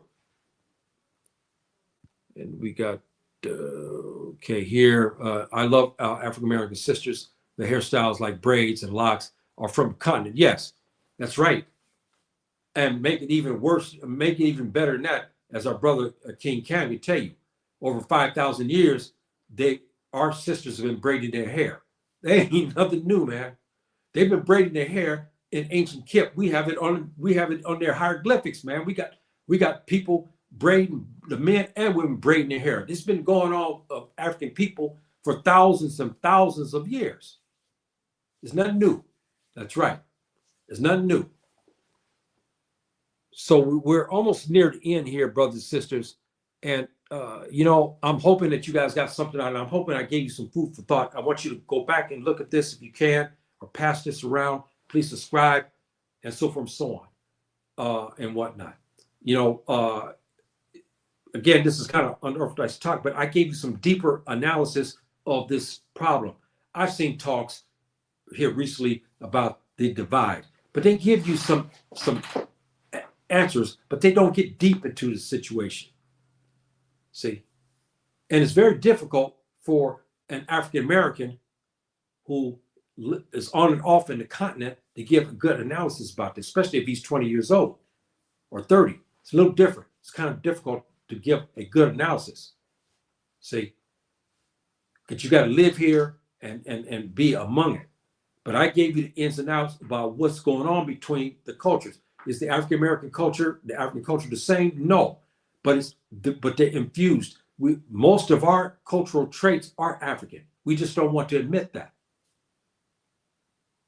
We can't get away from it. Our color, our mannerisms, the way we speak, our body build, our DNA makeup, the West African and the African Americans are the same people.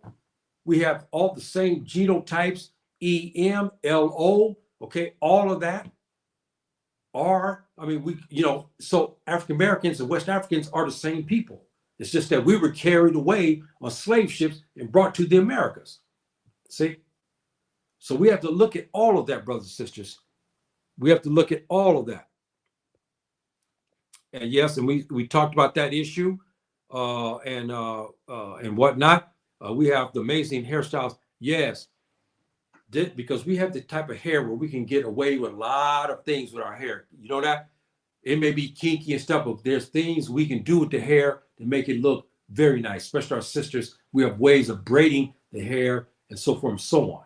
See, and we can make especially our children look very good.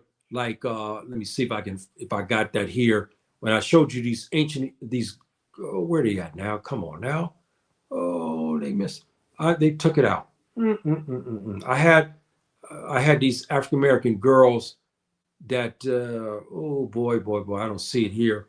Oh man, where they are from Egypt.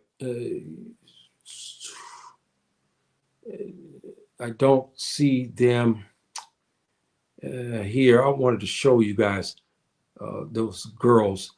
I showed them last week, a couple of weeks ago, these Egyptian girls, how they had their hair braided. There were some pretty young girls. Oh man, I don't know where they came to you. Maybe that was in the Kim to you. Maybe it was in here. I'm looking for this because I wanted to make a point. I don't see them. Oh man, what happened to the pictures of those little girls? I had them from Egypt, black girls. Oh, I don't see them. I'm sorry about that. I wanted to make a point, but I will bring this point up here. Remember this, I kind of talked about this a couple of weeks ago. We still braid styles that we did in ancient Egypt. Here it is here. We still have those type of styles of haircut. That has not left us. We still have that. And remember, I showed you this as well. All of these, because of the uniqueness of our hair texture, we can do a lot of things with our hair that others cannot do. Even though many people try to emulate our hairstyles, but it's very difficult to do it because they don't have the hair strength. Here it is here. And here we're talking about the little girls. We're here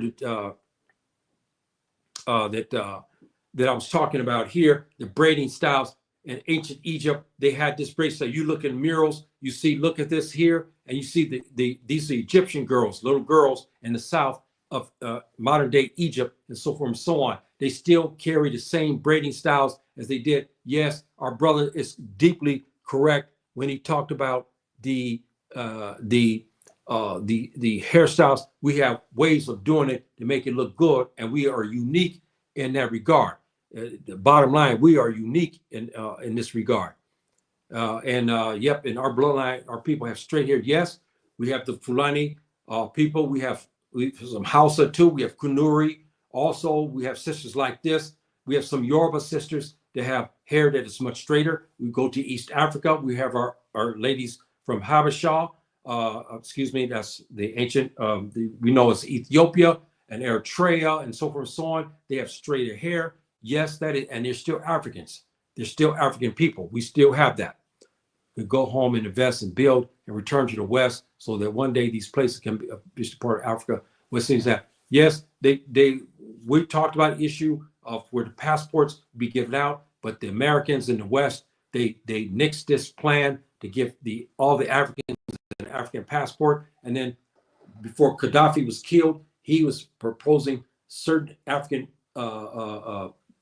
in this, outside of Africa, who should get the passports, like in the West Indies and stuff. But he excluded the African Americans from that, and he had a reason for that. And I don't know what his reason was, but he said we should give African passport to those in the West Indies. The African passport, brothers and sisters, if it was given to all of us, do you know what this would do for us?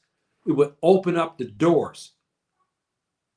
You would now have an African passport, meaning you can come and go as you please in Africa. You more or less want to be inclined to stay here once you got here. The travel going back and forth would generate a lot of income here on this continent. And it would foster a better fellowship.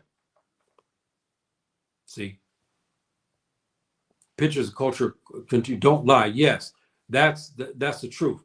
That is definitely the truth. In Cuba, Afro girls have that look like, yes, they do. Yes, they do. See, and even the Dominicans and Brazilians and Colombia and so forth, like we have Afro Latinas and stuff like this, and some of them kept the African hairstyles, because I saw a picture of these girls from Colombia. They were beautiful Afro Latinas, man.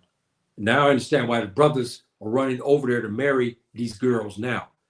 I know that. And also, I know brothers going to South Mexico. I told you about the Guerrero, the state of Guerrero. Remember, he was the great freedom fighter who fought the French and the Spanish. I'm trying to remember now.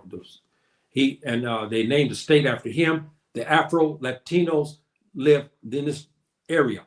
The African Americans are running there to marry these girls. The men, not the women, but the men are running to marry these Afro Latinas from the southern part of Mexico. So we have all of this dynamic that's going on today. And we see, even though we have different cultures and so forth and so on, the African American man is having his way of going anywhere he wants to pick a wife. But our African American sisters are not quite up there yet. They can't go everywhere to find a man to marry them, because we have a stigma that's been placed on them. And that stigma is killing them as far as even getting husbands. And that stigma has to be looked at. Not getting mad and say we should not talk about it. We need to talk about it because we want to bring our sisters up to speed. They have a lot on their plate. Yes, they have a lot on their plate. But that's what today we're talking about that. And we're talking about the African American man. See, and their problems and what they have to do. But on the same token, the general populations look at them in a different light than they do our sisters. So this dynamic is a very, very powerful one. And my dad is Jamaican, and I love Dominican Mexicans. Says yes, yes. Well, that's why I was saying, what is the dividing line on who we can marry? Because our Black nationalist brothers are claiming that certain people, certain places, we cannot marry them. So how much percentage of blood, how do we, I see a beautiful sister over here, but she's Afro-Latina from Southern Mexico. She's the same complexion as me. She's got African heritage. Now, how much of her DNA do I need? Do I need to go get her to do a DNA so we can find out what percentage she is, and then I can marry her? That's what Black nationalists basically saying. It's stupid. It's stupid. And when they say, no, you got to marry a Black American woman. So wait a minute. Is the Brazilian Afro-Brazilians, they're not Black people? Please, somebody enlighten me on this. I don't understand that. When the brother comes over to Nigeria, they're not Africans? See, I understand what many of them are saying in a sense because the pool of women is dwindled. But we have a lot of problems. And again, many of us don't want to wait. We're 30 years old. Now we have money. We have a good position. We got money in the bank. We want to have a family. And we have a lot of this type of, where are we at here? We have a lot of this type of attitude that you have to deal with. She throws salt in your face. She spit in your face. So here you're 30 years old. You're ready now to marry. You looking for a woman, a Black woman, to carry on your seed and to be your partner and raise your children.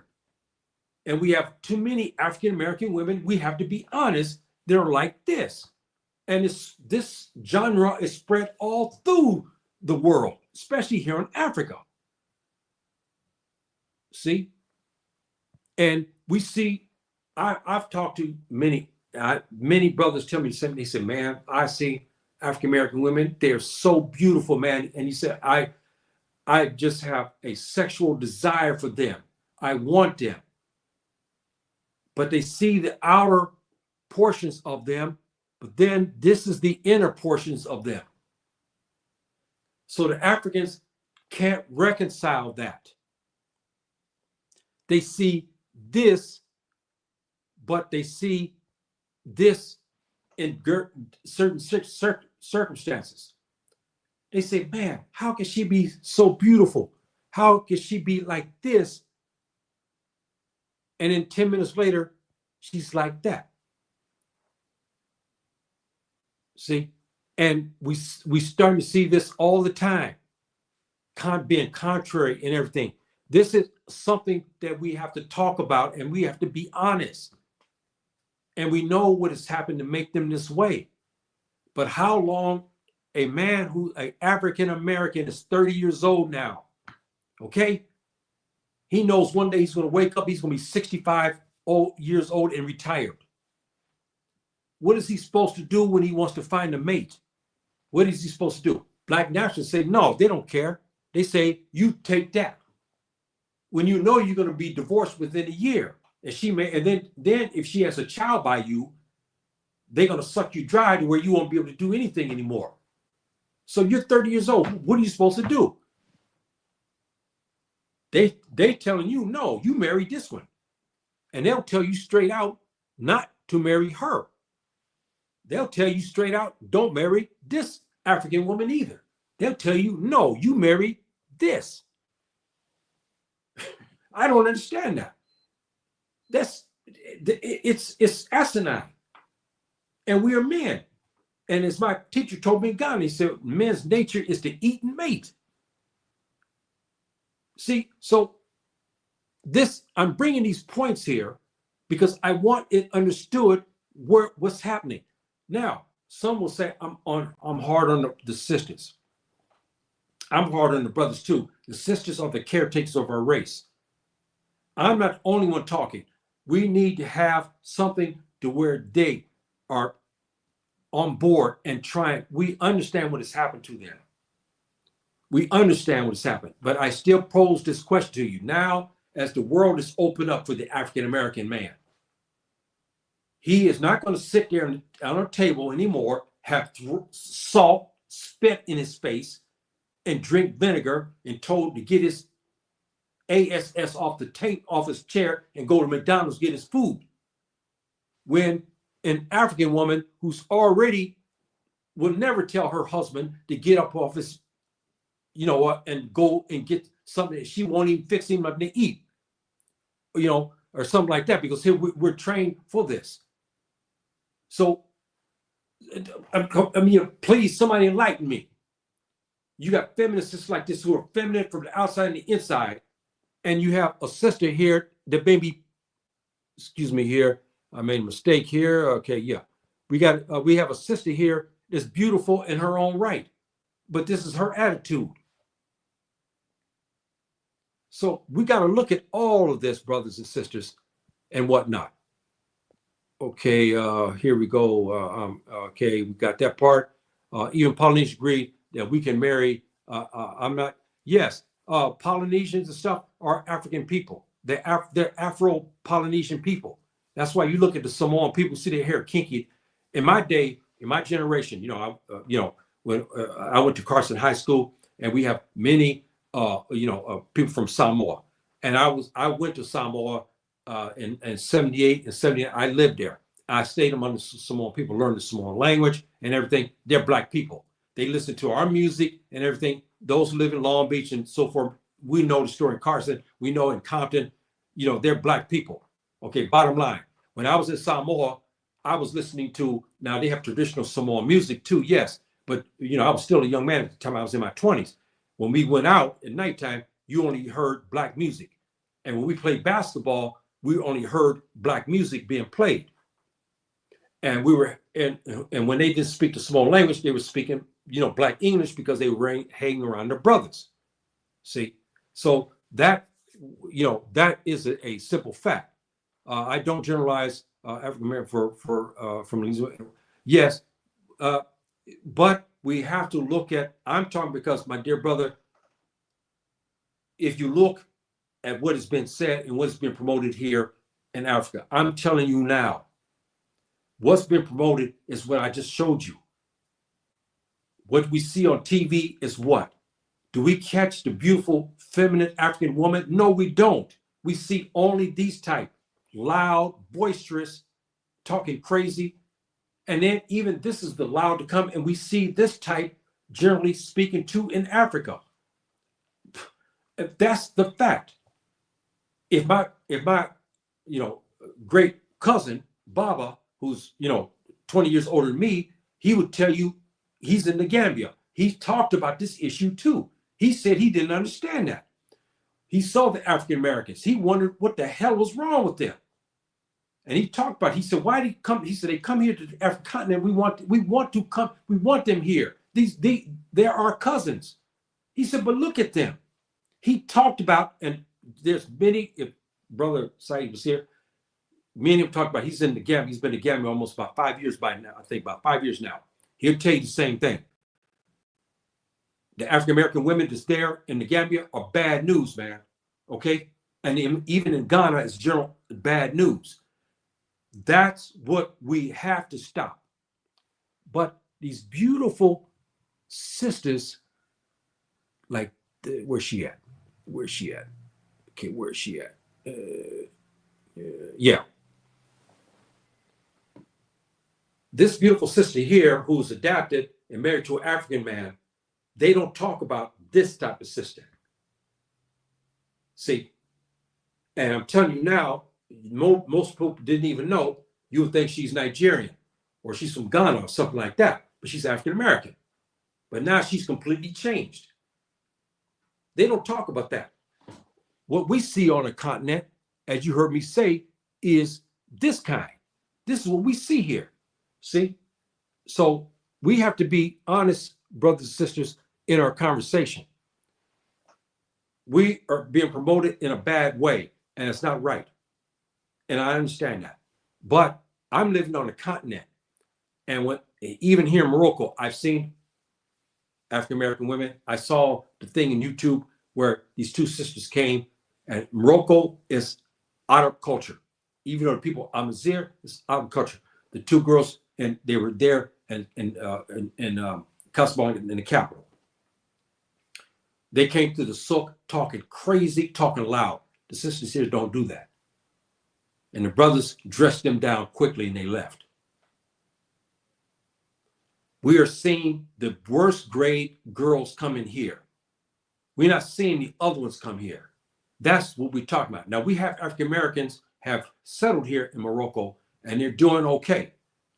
They are adjusting, and so forth and so on. They're not this kind. Okay. We got one girl, I can't think of her now. I saw her the other day here. I wrote to her, but she never wrote me back. She's been in Casablanca for a number of years. She's a beautiful African American sister. She's settled here in Morocco. She gave her reasons why. She's a beautiful sister, okay? And she's adapted very well. See, that lady, I wish I could get her name. She should be supported. We all should be supporting her. I subscribe to her station. Oh, what's this? I can't think of her name. I can't think of her name. But she should be supported. She should be. Named Australians, yes, they went through hell. Whew. Man, did they go through hell. Okay, and on the passport to melanated people of African would likely make us the most. Yes, it would. That's why they stopped it. That's why they stopped it. Do you know how you feel if you're sitting in LA and you got roving two-box cops coming after you every time the justice system just charged you with a crime that you didn't commit, and now you're free? And now you have an African passport. You can say, kiss this stuff, bye-bye. You got money in your pocket now. You ready to come to the African continent and be around African people? How easy it would be for you just to come in. They don't want that. They don't want that. That's why they fought that. To keep the African passport from those African Americans and the Caribbean Africans. They don't want you to have that. They want you to live in misery. You talk about the Moors I talked to them here. I got tapes out. I did a series on Andalus, and that's Moorish history. And I talked about who the real Moors were a couple of years ago now. But you follow me, you go pull up my videos. Um, the Fulani save Andalus. I forgot some of the, and I talked about the racial composition of what happened in ancient Spain, and what with when the Moors came there. I forgot the name of the video, but it is there. It's easy when you see that, you'll know that title is talking about the Moors. And I gave I stayed on that for a couple of months. So there's a few videos that I did, about that. So please check that out. When we ruled Morocco, our women were great scholars and writers. Yes, no one could tell them when to speak. Yes, there's no misconception that a woman is subjugated. No, under Islamic rules, she's free. Matter of fact, her path to the heavens is much easier than that of the man. See, she doesn't have to spend any of her money. She can keep even though she's got 100,000 in the bank, she doesn't give not even 1 cent or 1 dirham, as we call it here in Morocco, to her husband. Her husband is required under Islamic rules to provide for him and the children. She doesn't have to do nothing. If she wants to give her husband money to help for them to buy a home, that's her prerogative. See, so she's free, but there's conditions to that freedom. It's not like the African American culture that's over in America. You can't come here to Africa, start slapping men across the face, calling them the N-word, and spit on them, kick them, tell them to get off their butt and get out, do this. You can't do that here. You can't do that across Africa. You just can't. This is where the African American woman, why a lot of them don't want to come. Because they feel they lose this freedom of expression of power. Because she come to the continent, she can't go after the African man and call him the N-word, or treat him like he's dirt. They can't do that here. See, so the woman is respected, but we see a change in the young culture as our young sisters have now looked at our African American sisters, actresses, and the genre there. They start to remove their clothes. Now we have our imams talking against these young women. They start to see the culture there. They start to wear the tight pants, where you can see their outer shapes of, genitalia area. You can see their breasts. We starting to see that now.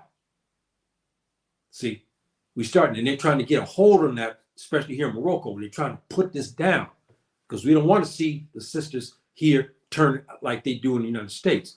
So, and we had great women.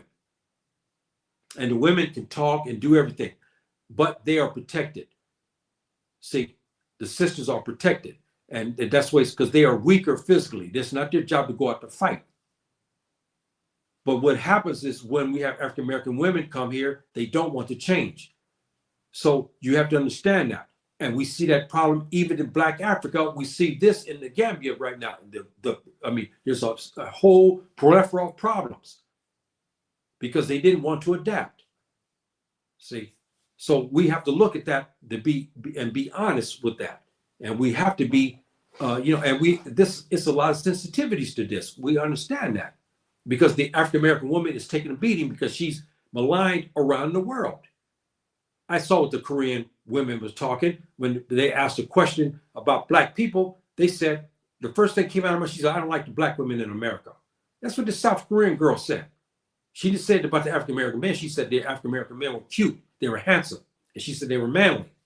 But she said, "I didn't like the African American woman." See, so it's not me who's promoting this. Okay, we have to be honest, sisters. Okay, you have too many in your ranks like this. Come on, please now. Come on now.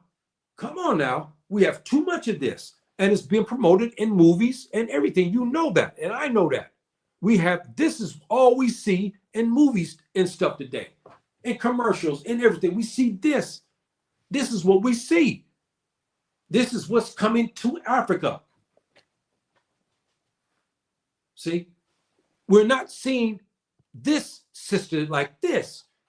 We have them in Nigeria. We have quite a few African American sisters like this here. They've adapted and they're married to Nigerian husbands. See, but this is not being promoted. What's being promoted is this. So we got to be honest here. And I'm going to tell you the facts of that. Even if it's against me, I'm a Muslim. I got to talk the facts. And I must tell you as straight out. Why did the Naira magazine say about a year ago that it's called NAIRA? You pull up this magazine. It's an online magazine in Nigeria. Pull up the article about the African American women and see what it says. I didn't write it. And it talked about the image of the Black American woman, what is being projected in Africa. I didn't write that article. I don't even know who the people are there. They're not even Muslims. But they wrote the article and they advised at the end, they said, you Nigerian man, stay away from them. I didn't write that. See? So, hey, we have to look at it for what it is. I agree. But I think that the versions of Islam is different to our ancestors. Yes, they were better Muslims. We have records of dance parties and female education. You're going to find that. That's not Islam. Islam doesn't promote that. There's no sunnah from the Prophet ﷺ promoting that. Now, that's wrong. And I'm a scholar. I'm going to tell you that right now. There's no promotion of that. Matter of fact, when there's a wedding, the women have their own portion of the celebration and men. In modern times now, we start to see young people mixing. That is not the Sunnah and the Sharia Allah. It is not. You have the separation because during the separation of the marriage ceremony, we want our sisters free. Many of them have babies and it's hot. On this continent, it's hot. They want to undress, you know what I mean, to unwind. They can't do that when they have a man in the room watching them. That's against the rules. See? So we have to look at that. We have to be honest, brothers and sisters, and so forth. We have records. I don't care about it. It's just like slavery. Just because somebody's doing it doesn't mean Islam sanctions that. They don't sanction that. When a man goes and steals and robs and kills, did Islam sanction that? No, that Muslim did it on his own because the whispers we call it shaitan. Shaitan told him that. Subhanahu wa ta'ala tells you in the Quran that he does not promote, wrongdoing people. He does not. He doesn't come in your mind and tell you to go rob a bank. He doesn't do that. The devil does. We're going to have that. In modern times today, we have, like I told you, we have young sisters. We have beautiful American girls here. I mean, young, beautiful girls. And they're starting to show their outer garments like they see the sisters there in the United States, walking with tight pants. So you can see their buttocks and their genitalia region. We're starting to see that. We're starting to see that now. See, Islam doesn't promote that. That's on them. They're doing it because this is what is going on today. So Islam does not promote that. Well, okay, brothers and sisters, I got to end it here because I have to still got to go. I'm late, make my prayer. So, and I got to pray here in the house because it's too late now to go there. And so I hope this discussion piqued your interest today. If you guys review this tape, if you want to send me a message or something like this, please send me a message. And you have something to say, please give me your take on this. Be respectful. You have a take. I promote any. If you say I don't like what you said, you disagree. Please, there's no problem to that. I must be getting old. I don't know what the heck I was doing here. I gave the wrong email address. Boy, that's okay. Here, I'm writing this now, my dear brothers and sisters here, so that you have, if you guys have something that you want to, if you guys want to, write something to me, please get a hold of me at this address and whatnot. If you have something personal, you disagree with me, but you want to tear me up about it, you please back up your play. If you say, look, I think you're way out of line. This is what I think.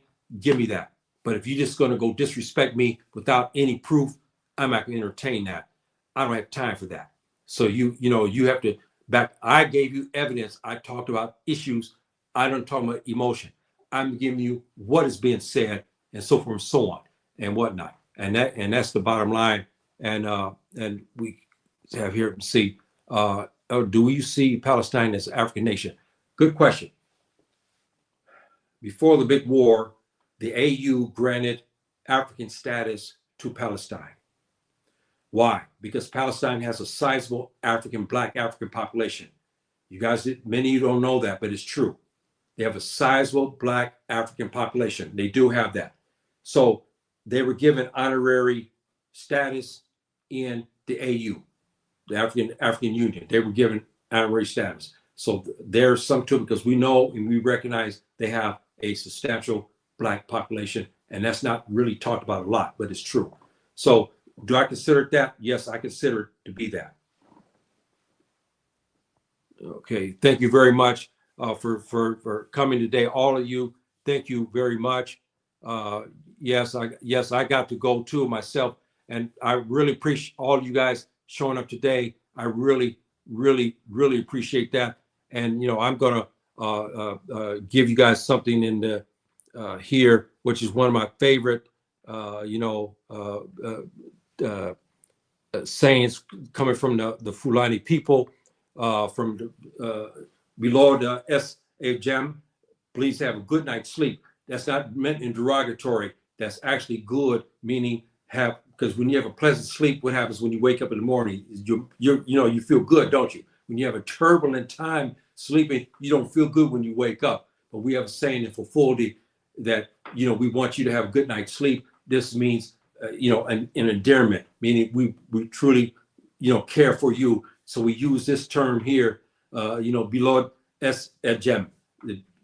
Please have good night's sleep. That's what we say for the language and whatnot. So brothers and sisters, I got to go here, and I got to go finish my prayer. And thanks all for coming. Please subscribe. Please pass my tape, and get all the brothers and sisters, start supporting your elders and their endeavor. I never asked you for any money. Please just give you my subscription, and I'm happy. And so for even if you disagree with me on some things, but please come to support me. I really appreciate that. Assalamu alaikum. Rahmatullahi wa barakatuh.